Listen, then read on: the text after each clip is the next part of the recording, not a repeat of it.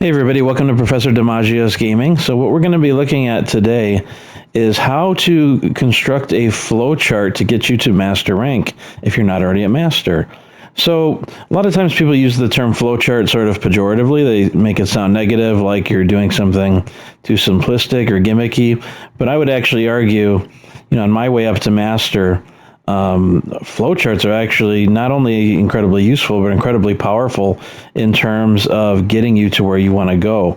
So when I say a flowchart, what I'm referring to is basically a plan of the things that you can do and that you do really, really well, that you can, for the most part, sort of do an autopilot without too much thought. And that would include things like combos, meaties, basic strategies for how you want to win a round or match. This would include, obviously, on the one hand, being able to play basic defense, meaning when an opponent jumps in at you, that you'd be able to consistently anti-air, meaning at least some of the time that you would be able to counter DI if they're trying to raw DI you in the neutral or in a corner, and looking for that. Being able to perfect parry when you need to. For example, if somebody's spamming a move like any Honda or a Bison is spamming Psycho Crusher or Headbutt or Butt Stomp. And also being able to sort of throw tech sometimes if you feel like somebody's doing too much throwing or throw strike mix-up and you see that they're doing it a lot and you want to be able to sort of keep in mind that you want to be able to shut that down. So, obviously you want to be playing sound defense, yeah. But with regards to the flowchart, I think this primarily refers to offense. And so this is the way that I like to sort of best frame it. You should have somewhere between maybe 1 to 2 dozen things that you can do sort of mindlessly on autopilot without thinking much about it. It's sort of second nature, like you just don't have to think about it, where in different scenarios, you can do different things, whether you're in the corner or whether you're in neutral. And, post-master, it's a little bit different. Like, you probably want to be moving away from a simplistic flowchart because people will figure them out quickly. So when you get to master rank and you're trying to climb ranked, if you're trying to get to like 15, 16, 1700 MR, obviously, your repertoire should include not just maybe a dozen or 2 dozen things, but maybe 100 or hundreds of things that you could do at any given moment that you're really comfortable doing when you recognize different situations and scenarios where it would be best to do this or that. So that's a discussion for another time. That's like entire videos could be devoted to the different kinds of strategies and plans you could come up with once you get to master ranked. What this video is doing is it's really just going through 7 basic things that would be very useful. They're not things that you have to do, but they're things that would be incredibly effective as part of a basic flowchart on your way up to master. So I have a lot of people I talk to on this channel. They ask me, what can I do to improve? How do I get to master? I feel like I'm stuck. These 7 things could be potentially very useful for you to add to what you're already doing, to develop a flowchart that includes something like half a dozen to a dozen things on your way to master. So the way that I look at this is that if you're doing casual matches, casuals are oftentimes great just for having fun or experimenting with what strategies and combos do and don't work the best. And then training room is for developing muscle memory for those combos and for strategies and meaties for how to get comfortable with them before you're in a match. And then, ranked matches, especially on the way up to master, are for demonstrating that you've really gotten good at or mastered the actual execution of these combos and strategies. And this is where a flowchart comes in. You want to have those half dozen to dozen things at least on your way up to master, whether you're at gold, platinum, or diamond rank, that you can autopilot with, because you're only going to be playing short sets with the opponent. You're going to be doing probably just 2 matches, first to 2 out of 3, so at most 3 matches. And so this should be enough. This should be enough to get you to where you want to go. If you take these 7 things and add them to whatever you're already doing that already works really well and you found has worked well, this strategy should be enough with this flowchart to get you to that master rank. So hopefully this is useful, and we'll jump into it. Sometimes your content creators talk about Fireball Drive Rush. Why is that so good? Because it's unrelenting pressure. You can do a fireball into a drive rush, but Rashid's version of that, one of the best versions of it, is to jump back or dash back at the beginning of the round and try to do an EX shot into pressure. And this could be done a number of different ways, but this would be like your first of 7 for a flow chart. I use this all the way up to master. It works incredibly well, especially if you have variations on it where people don't know exactly what it is you're going to do, or you can vary it up depending on the situation that you're in. So the simplest sort of base install for this would be like jump back, do your EX shot. You could jump forward. There's other ways to do this outside of jumping forward, but jumping forward is one of the good ones to close that gap. If it hits, you're going to land fast enough here, and you could actually just practice this in training room. It's not that hard once you get comfortable with the sequence. But if it hits, and you've got enough time to recognize the hit versus a block, you will land before they will, and you can go straight into a heavy mixer. Now that's actually really good pressure because you're talking about almost 22% pressure right off the bat if you hit them with that EX shot. Okay, now most of the time people are going to block. You're not going to hit them with the EX shot. Sometimes you will. If they block, and you should assume they will block, you can jump forward and do more pressure. Probably the most effective pressure there, because you're plus and they're already blocking, is going to be a throw. If you just wait a split second after the EX shot hits them and they block it, you can go straight into the throw, and then you could do more pressure after that. But this is a really good round starter. Jump back, EX shot. If they don't block, hit them with a heavy mixer. If they do, go for a throw. You might want to mix that up, because if they know you're going to do a throw, they'll probably tech your throw. So if you wanted to actually mix that up, there's other ways to do this. You could jump forward and do a medium kick pressure into a target combo, into a light mixer. That's all totally safe. You would be -3 at the end. If they're just doing a whole lot of blocking throughout the entire match, you could try and go for a throw, even if you're -3, if you think they're going to block. Or otherwise, your pressure's done after the light mixer. And this is, if nothing else, if you don't hit them with any of it, you've already pushed them halfway to the corner. So this is really good pressure in general as part of a flowchart plan. Okay, you can also, if they're not going to jump, if you don't think they're going to jump, you can just, if they block, go straight into the light mixer enhanced, and you're going to be plus after that. So you could go for a throw, you could go for a light punch standing into another light mixer, into an attempted throw, or you could do my favorite, which is hopefully they're going to push a button after the enhanced light mixer, and you mash medium punch, because if you trade light punch on their end with a medium punch on your end, you get a second medium punch into an actual full combo that's 2 medium punches into a target combo. So any of these things are fine, but this is another way you can do that pressure off EX shot, is you can just go straight into the light enhanced mixer into more pressure after. Okay, another thing you can do is you can do the EX shot, and if they block, into cartwheel. And what's so good about that is you're going to be, as you can see, you're about +10, +11, depending on how far away you are. And what you can do from there, if you wait for the EX shot to right as it's finishing, you can time this, if they're blocking again, with the cartwheel, where you can just go for a throw and then do more pressure after. Alternatively, since you're +10 or 11, you can just go straight into a target combo, into more pressure after that. So there are ways to sort of vary your install here in terms of this EX shot and all types of pressure, where you're mixing it up and you're not being predictable, right? Between the jumps, between the different things you can do jumping, between the different things you can do off cartwheel or light mixer enhanced on the ground, there's lots of options here where you can mix it up and keep people guessing. You could even go for lows, right? You've got enough time there where you could do a crouching medium kick into a light mixer, into maybe an attempted throw, or you could actually do a crouching medium kick into drive rush cancel into more pressure. I wouldn't recommend that one because it's 3 bars for the crouching medium kick drive rush cancel, and you've already used 2, so you're down to 1 bar at that point, almost burnt out. But it's certainly something you could do if you wanted to. Okay, second part of a really effective flowchart getting to master would be understanding when to do your crouching medium kick drive rush cancel combo. Understand, if we're talking about a flow chart here, the best time to try to do this in a match on your way to master is right at the beginning of the match. Why is it best to do this at the beginning of the match? The simple reason is the sequence that I'm going to show you here requires 4 bars. So if you do it at the very beginning of the round, you at least know that you're not going to burn yourself out. If you try and do it later and you've used a lot of your bar, you may end up burning yourself out, and then it would be debatable whether it's worth it or not, especially if you're burnt out and your opponent gets to bully you.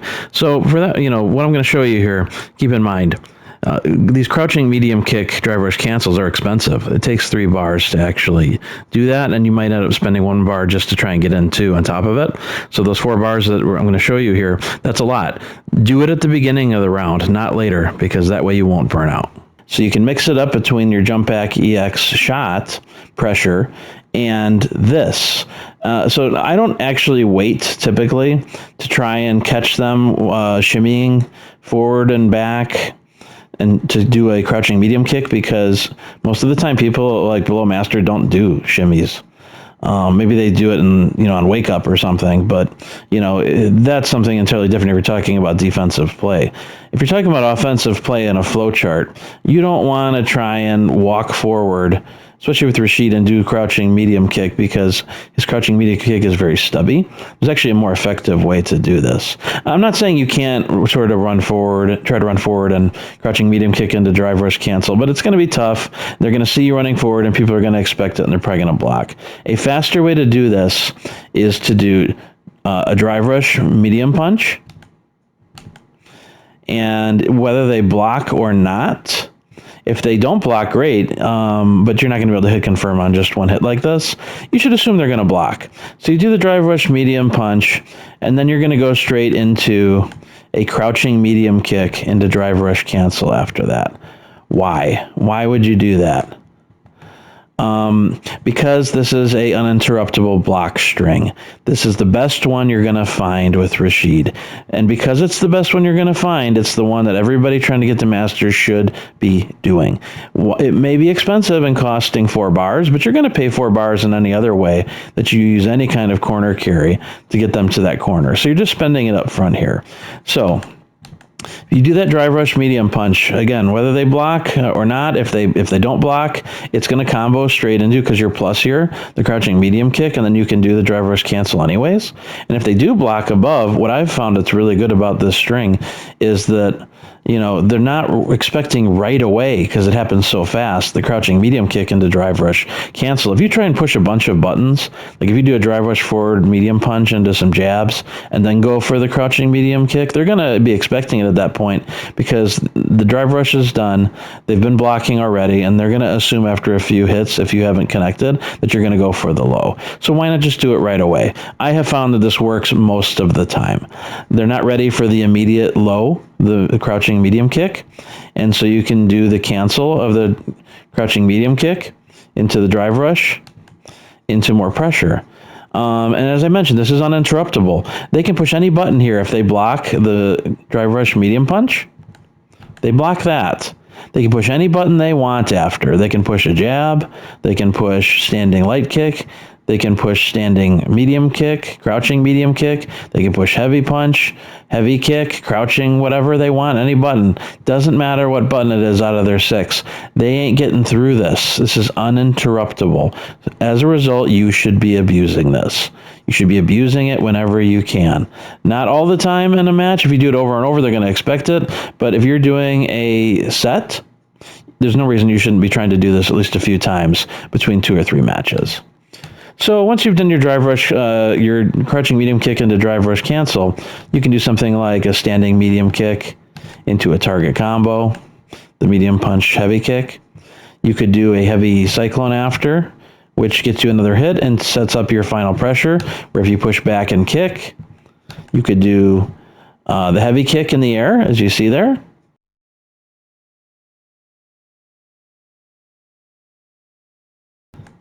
You can do, if you're doing the light sky high after, you can do a quick dash into a throw. And after you do the dash, you want to mash throw as quickly as possible, and that's going to hit meaty. And then obviously you can do more pressure after that. We'll talk about what kind of stuff you can do after a throw in a minute.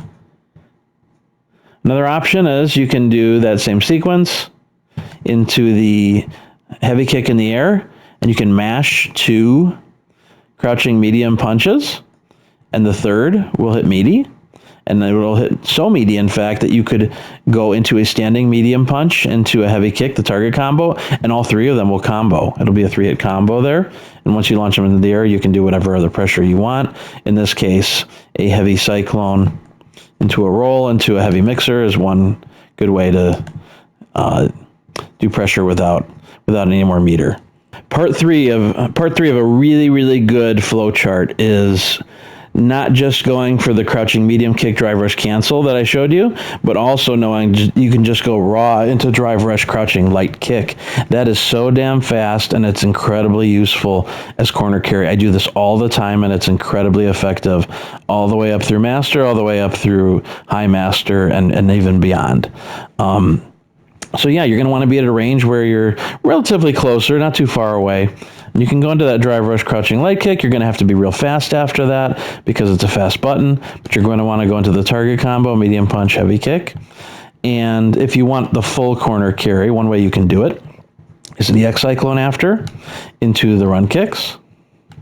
Now, the reason why I was saying you're going to spend the bar either way, the 4 bars to get to the corner, is what you just saw there. The drive rush crouching leg kick gets you in, and then the target combo and DX cyclone into run kicks gets you to the corner. So this is another legitimate way to do this. I would suggest as part of your flow chart, mixing it up between the 2. Keep them guessing. Drive rush standing medium punch into crouching medium kick, drive rush cancel, corner carry. That's one. Second one, drive rush crouching light kick into the target combo, into whatever you want to do after, for example, EX cyclone, into the run kicks, corner carry. And what you can do after that is you can finish with a heavy mixer if you've taken them all the way to the corner. And to give you some free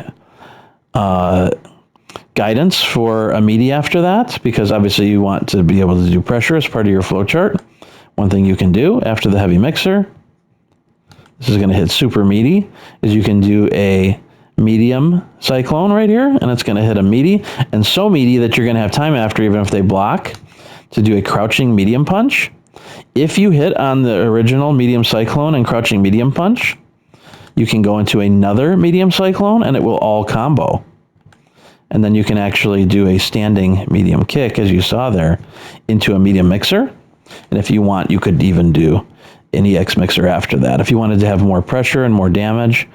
So this is actually really good, and why it's so good is because it allows you a hit confirm. You can do after the heavy cyclone, the medium cyclone, the crouching medium punch, and if you haven't connected by here, the crouching medium punch, you'll just want to finish up your pressure with a light punch into maybe a light mixer. And just finish it there, because if you try to do a second medium cyclone, that's actually negative and they can punish you for that. So you want to make sure with the hit confirm here that you're not going further and trying to do a second medium cyclone into more combo if you haven't connected by the time you've done the crouching medium punch. So yeah, that's what it looks like finishing it up. There are other iterations on this corner carry you can do. You could finish with a medium mixer instead of a heavy mixer, in which case you could do a drive rush overhead forward heavy punch, and that's going to hit meaty too into whatever combo you want to finish with. So this is another way to keep them sort of guessing with this sequence. Another thing you can do is you can take them to the corner, do the medium mixer there, and you can go into the heavy cyclone, which will also hit meaty. Medium mixer, heavy cyclone, overhead. The overhead double punch after. So you would do the corner carry, the medium mixer, the heavy cyclone, then you'd push back and kick to shoot yourself forward into the heavy punch in the air, double punch. Once you land that, you can go into the target combo, medium punch, heavy kick, and whatever finisher you want after that. For example, you could do a heavy cyclone into the roll forward, which is forward and kick, any kick, into a medium mixer. That would be okay. Into a level 1. So that's a really good pressure sequence. We'll look at that again. This is all sort of free. If they're not going to block, you're going to hit meaty on it. And then it's all free damage after that. Okay. Okay, a fourth a fourth strategy as part of an effective flowchart to master would be knowing how to charge shot trap your opponent. What you're going to notice when you play Rashid, especially doing this from full screen, when you start doing that charge shot, whether it's an EX shot or a regular charge shot, a lot of times, most of the time, your opponent may jump. I don't know why people do this. They think that they're so smart. They think, oh, I'll just jump it and I'll jump back or whatever, or neutral jump. And when they come at me with the light mixer on the ground enhanced, I'll just jump and I can punish it with a jump kick. Yeah, you can, but it's not terribly the brightest strategy. I usually prefer, if I'm playing another Rashid, to just block, because I don't know what they're going to do. Are they going to go into the air? So if you're jumping, like there's all types of things Rashid could do. Rashid could run forward and then jump and catch you in the air if you already jumped back, and he could hit you. And I do that to people all the time. The Rashid could go into an EX mixer or a medium mixer, and you're jumping in the air back, and he's going to hit you. Or the Rashid could do the light mixer on the ground, and then maybe you get lucky and hit them by jumping back. This is no reason to really. This is no way to play if you're playing on defense against Rashid, because you're just guessing. It's stupid. But use this to your advantage as a Rashid player. This should be part of your flowchart. You trap them. You do one of these first to see what they do. Are they going to jump or are they not going to jump? If they jump, then you know the next time around they're probably going to jump again. So what you can do, I don't suggest doing a medium mixer enhanced without EX. You need to do the medium mixer or the EX mixer moving forward on a diagonal using bar. And so what you can do here, if they're jumping, like as you're seeing with the dummy here, we'll go back a little bit. They're jumping, right? Once you've done that charge the second time, so you do the first charge and let it go and see what they do. And then on the second one, if you saw them jump the first time, you're going to move forward with this EX mixer shot here. And what that allows you to do is not just push them to the corner, but you can do a light sky high after this. And if you delay your medium punch a little bit as they're going closer to the ground, you can hit them with that. And this is actually some really simple, easy pressure.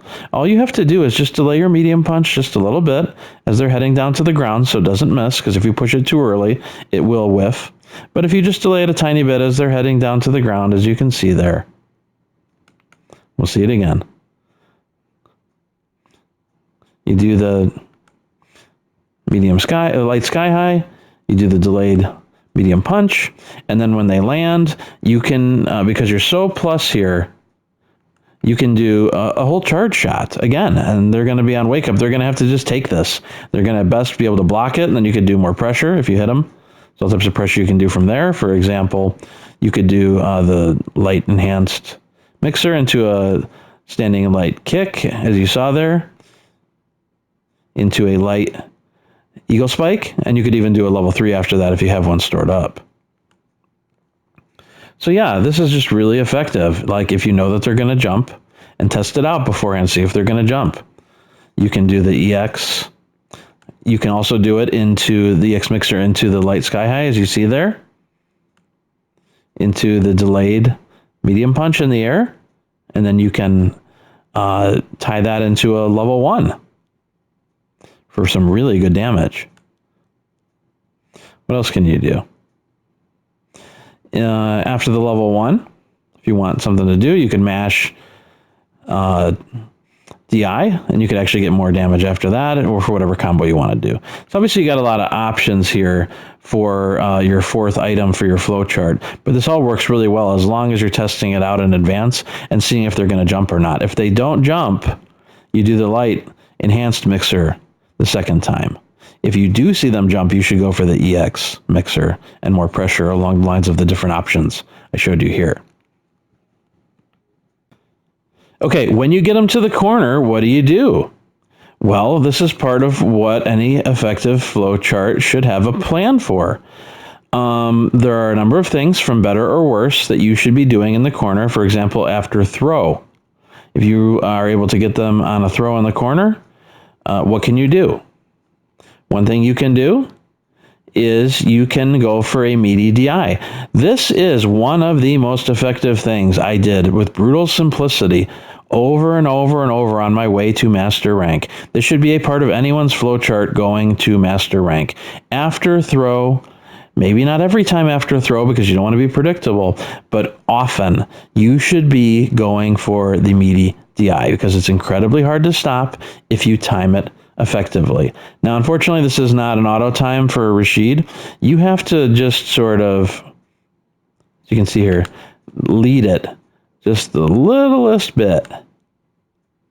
See how I waited just a split second to go into that DI, but you just wait that split second where you're holding forward, and just as Rashid's starting to move forward just that littlest bit, as you can see there, then you hit DI as they're getting up. Again, you don't mash it right after the throw is done right here because it will whiff. You just wait that tiny little split second of moving forward as they're getting up, and then you hit it, and you're going to hit close to or very close to or perfectly as a meaty DI here, and it's going to, if they don't recognize it right away and mash DI, you're going to hit them with it. And then you can do whatever kind of pressure you want after that. So this is one of the ways, and just to give you an example of what you could do, if you look at that pressure there, this is one of the easiest sort of pressure combos you can do.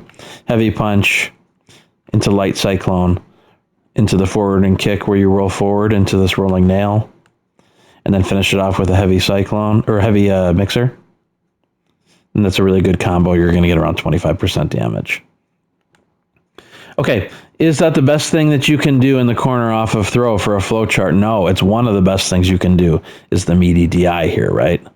It's one of the best things you can do.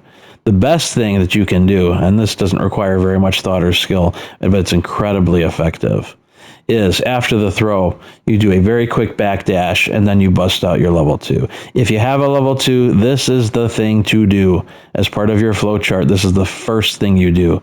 When you get someone to the corner, whether it's off of throw into the backdash, or whether you just have them in the corner in general and you have some space between you and them, you bust this thing out. The reason why it's so nice after throw as part of your flowchart is because you can backdash, and what you're going to get here after backdash is you're going to have just enough space with the way that they nerfed Rashid's throw and they gave you more space after it as part of Season 3, but now you've got just enough space where you can take advantage of this, where you're going to have enough time on busting that level 3 to run forward and go for a throw, number 1. So if you get them with nothing else here, at least you're going to get a throw, assuming they don't throw tech. But it's very likely you're going to be able to get them on throw here because when they're being barreled down on in the corner, probably going to be parrying or going for a block. And so you should at the very least be able to get them with a throw. And after the throw, you also have enough time where it's barreling down on them where you can go for an overhead here. If they parry, then obviously, you can't really do much here. If you're going for the overhead, you can try to throw after. But if most of the time in the corner, people like to block low.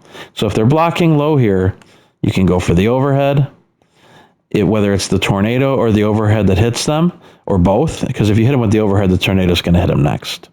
What you can do from there, and it just takes a little bit of timing. This is just a little practice in training room. It's really not that hard. You just wait a second, or a split second. You go for that enhanced light eagle spike, and then you can combo that directly into the heavy mixer, and you're going to get around 35 to 40% damage, which is really quite incredible if you think about it, just for a level 2 without any meter at all. So let's see that again. Off a throw, backdash, bust your level 2 out, run forward, go for the throw. Now, in addition to the 35 to 40%, that's another 12% there. So you're talking about, potentially well over 50% damage just for this one sequence off throw. And that's not even counting the original throw. If you count the original throw before you bust the level 2 and run in on the other throw, then it's even more. It's more like 2/3 to 70% damage. So again, watching this, you get your first throw, you backdash, bust your level 2, you run forward into your throw, you go for the overhead.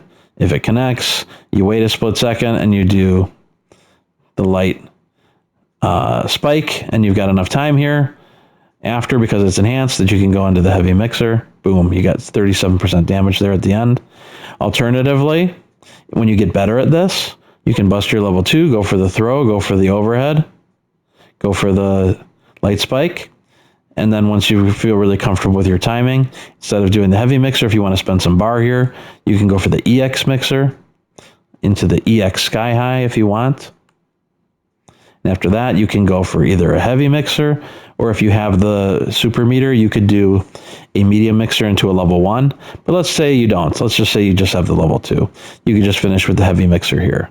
And you're talking about 50% damage, not even counting the throw, which would give you 62, and the earlier throw, which would give you 75% damage. Now, assuming you took them to the corner and got them somewhere around a 20 to 25% damage on your corner carry combo, that's game over. That's round over.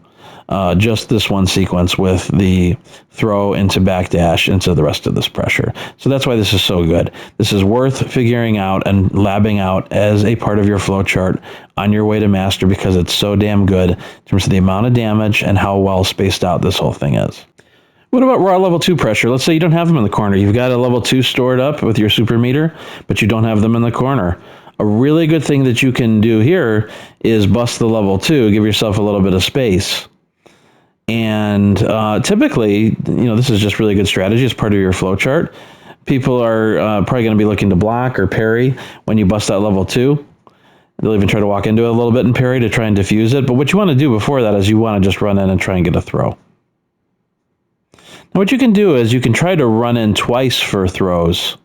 You can try and mix it up too. You could try to run in for the first throw and then try and cartwheel in for the second throw and get some pressure that way. If you land 2 throws off of this, you're already at a quarter damage for the other player. And what happens a lot of times, especially before master, is people get really annoyed if they get hit with 1 or 2 throws, and they get panicky, and what they'll oftentimes do is they'll try and jump back just to prevent a third throw. And so they don't know what you're going to do on the third sequence here. And what you'll want to do is you have just enough time to kick this thing at them. And so if they jump, or if they're, usually they'll jump. So if you hit them, let's say, with it as they're jumping, you would go into the EX mixer, into the EX Sky High, and into the heavy mixer after. Or if you have 3 super bars stored up, you could do the medium mixer into the level 1 after the EX Sky High. But let's just say you go for the standard, which is the EX mixer into the EX Sky High into the heavy cyclone, or the heavy mixer. You're getting 38% damage there. And that's 38% on top of your 1 or 2 throws. So 38, 48, 50, 62% damage off of this sequence. Now, it may be the case that, if you do this once, you throw somebody once, you throw them twice, and you kick the tornado, they know that you're going to try and do that again if you're playing a match. So what you could do if you want to mix this up to keep them guessing is you can try to go for the first throw. If they tech it, because they're expecting the throw the second time around you do this in your set, you can shimmy. You can run forward and just get really close to them, but not so close that they could throw you. Stop just before they're within the throw range, and then walk back. And what they're going to try and do is they're expecting the throw, and they're going to tech, and they're going to whiff. And so what you can do there is you can actually, as you shimmy, you could do a heavy kick, and that's going to be a punish on their throw whiff. And then what's going to happen is the level 2 will barrel down on them and hit them, and you can do whatever pressure you want after, including the EX mixer into whatever other pressure you want after. The EX Sky High or whatever you want to do. So it's a little bit more advanced, but that's just something to keep in mind. If you've already sort of abused this and done a couple throws into the level 2, and you're looking to do something to mix it up a little bit, you can also shimmy if they're going to throw tech your attempted throw the next time around. Okay, item number 7 for your flow chart. Don't be afraid to use slide punch, the run into the punch, and cancel it into a level 1 or a level 3. I would suggest not doing this more than once every round or 2 rounds. If you're not abusing it and you do it very rarely, then it counts for big damage when you do it, because they won't be expecting it. So you can do the run forward into the slide.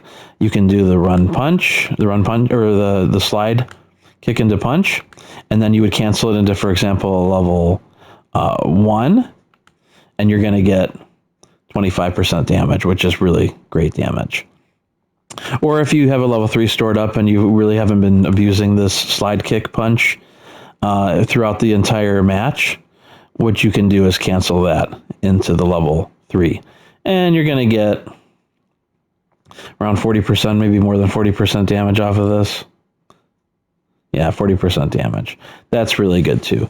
Don't abuse this stuff. Don't be doing the slide punch all the time, this kick into punch, because it's negative. But be willing to try and throw this out once or twice in a match. If you can connect into the level 1 or to the level 3.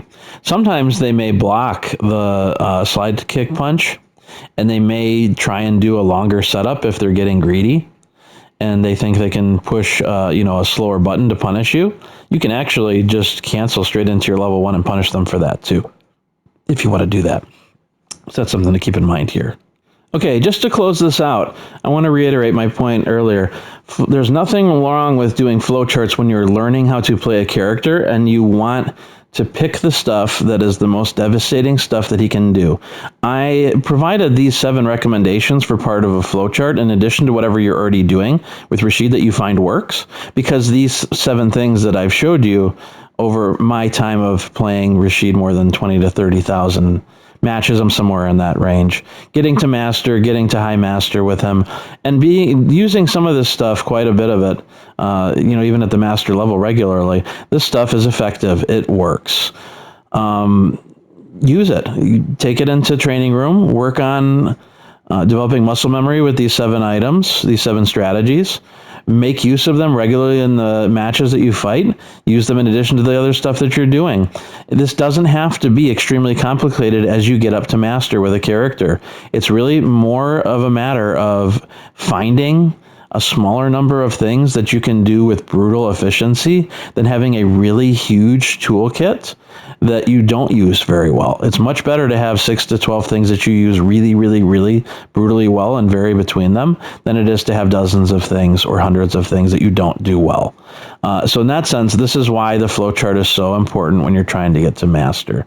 So hopefully this video was useful. If you found it useful, please feel free to give it a like. If you are not subscribed and you want to, feel free. Otherwise, thanks so much for watching, and I will see you all in the next video. Take care.